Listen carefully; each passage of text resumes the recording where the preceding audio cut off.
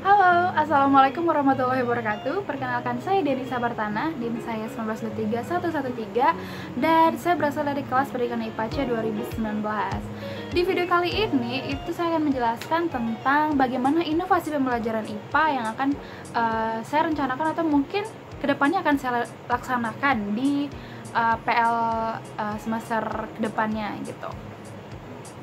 Nah, video ini juga merupakan salah satu tugas untuk menyelesaikan tugas dari mata kuliah Inovasi Pembelajaran IPA. Jadi langsung aja, tentang inovasi pembelajaran IPA yang saya rencanakan itu adalah mungkin ini bisa dikatakan sebagai salah satu inovasi yang dijalankan dari awal PBM sampai akhir PBM-nya gitu. Jadi kayak bukan satu-satu gitu, tapi kayak mungkin lebih merangkapnya gitu ya teman-teman.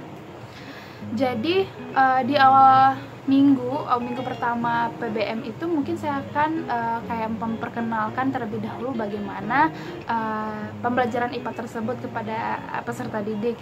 Terus mungkin di minggu pertama ini juga akan membagi kelompok. Nah, untuk kelompok itu sendiri saya berinovasi kalau misalnya lebih bagus itu satu kelompok itu ada 4 anggota. Kenapa? Karena menurut saya kalau misalnya agak terlalu banyak dan rame di satu kelompok, itu takutnya ada beberapa orang atau salah dua orang yang tidak aktif gitu. Mungkin dia bisa dibilang kayak numpang nama dan kayak rugi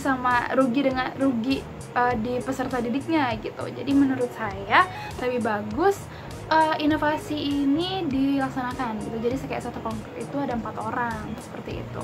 Nah, cuman kalau misalnya nanti itu ada materinya itu punya subbab yang lebih banyak dari 4 subbab, nah itu mungkin anggota kelompoknya akan menyesuaikan. Jadi balik lagi, kayak kita juga harus memperhatikan subbab-subbab materi tentang pembelajaran IPA tersebut. Nah, jadi bisa dikatakan kalau misalnya di poin-poin kan, itu di minggu pertama itu adalah perkenalan, kayak perkenalan saya dengan peserta didik dan peserta didik terhadap saya gitu.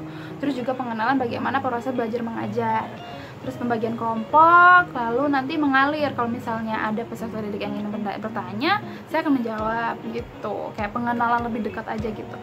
Kenapa ini diperlukan? Karena menurut saya kalau misalnya PBM itu kayak kan banyak nih kayak peserta didik sekarang itu takut untuk bertanya gitu, takut kalau misalnya gurunya marah atau bagaimana gitu ya kan, atau teman-temannya mengucilkan gitu. Nah, di minggu pertama ini saya usahakan untuk menekankan kepada peserta didik kalau misalnya yang seperti itu nggak ada gitu. Kalau misalnya peserta didik kayak gitu, nanti rugi di kamunya gitu. Mungkin di pengenalan seperti itu.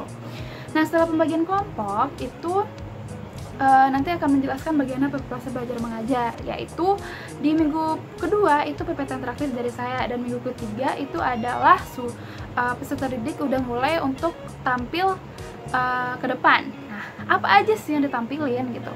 Yang ditampilin itu adalah PPT. Jadi setiap kelompok itu tampil 1 kali seminggu dan menampilkan PPT.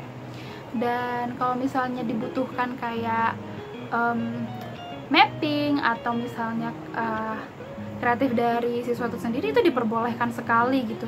Dan juga harus diingatkan juga kepada peserta didik kalau misalnya ada melakukan seperti itu, kayak ada kreativitas dari diri sendiri, dari kelompok itu sendiri, juga mendapatkan nilai tambah gitu. Kadang peserta didik itu harus juga di support dengan kayak nilai tambah gitu, biar dianya juga semangat gitu. Makanya dilaksanakanlah tentang ini gitu. Lalu pada saat kelompok ini tampil, setelah tampil terus tanya jawab dan diskusi. Setelah itu mengisi handout. Nah, handout ini akan saya bikin sendiri. Handout yang saya bikin ini akan saya bikin seringkas mungkin, senyaman mungkin, dan kayak dan kenapa saya bilang kayak senyaman mungkin, karena semasa saya sekolah itu kayak handout atau modul yang disediakan itu kayak terlalu biasa gitu. Jadi kayak isinya cuma pertanyaan dan nggak bikin semangat untuk mengisinya gitu loh teman-teman. Jadi saya usahakan kalau misalnya handout ini akan dibuat dengan kayak sekreatif saya sendiri gitu. Jadi peserta didik juga kayak nggak bosan buat ngelihatnya gitu. Setelah mengisi handout, nah itu mungkin akan dijelaskan kembali oleh saya. Kayak mungkin saya akan menjelaskan kembali tentang bagaimana materi yang telah ditampilkan oleh kelompok tadi gitu. Seenggaknya itu kayak poin-poinnya aja untuk melurus-luruskan gitu. Jadi dari kesimpulan ini, dari penjelasan yang sudah saya jelaskan ini, seenggaknya peserta didik itu dia lebih mau untuk berpikir kreativitas dari PPT yang ditampilkan itu kan, sama yang kalau misalnya ada sesuatu yang ingin ditampilkan seperti kayak mapping atau mungkin kayak ada bikin ilustrasi pakai karton gitu. Nah itu sih, karena menurut saya siswa yang kreatif itu sangat penting di zaman sekarang gitu. Kreatif itu bisa dipakai di mana aja gitu, di bidang apa aja tuh bisa gitu. Jadi kreatif, kita harus kreatif gitu ya. Oke anak-anak. Nah jadi mungkin bisa disimpulkan bahwasanya inovasi yang saya jelaskan ini adalah pertama untuk membuat handout untuk peserta didik dan PPT interaktif, terus juga kayak diskusi yang seru gitu. Mungkin ada bisa jikalau misalnya itu nanti ada materi yang bisa dijadikan untuk suatu games, mungkin handout bisa digantikan dengan games gitu, biar kayak minggu-minggunya itu nggak terlalu membosankan gitu teman-teman. Mungkin sekian dulu dari saya. Mohon maaf jika ada kata-kata yang mungkin susah untuk dipahami atau terlalu cepat. Saya mohon maaf untuk itu. Saya pamit. Saya Dina Sabertana. Assalamualaikum warahmatullahi wabarakatuh, and bye.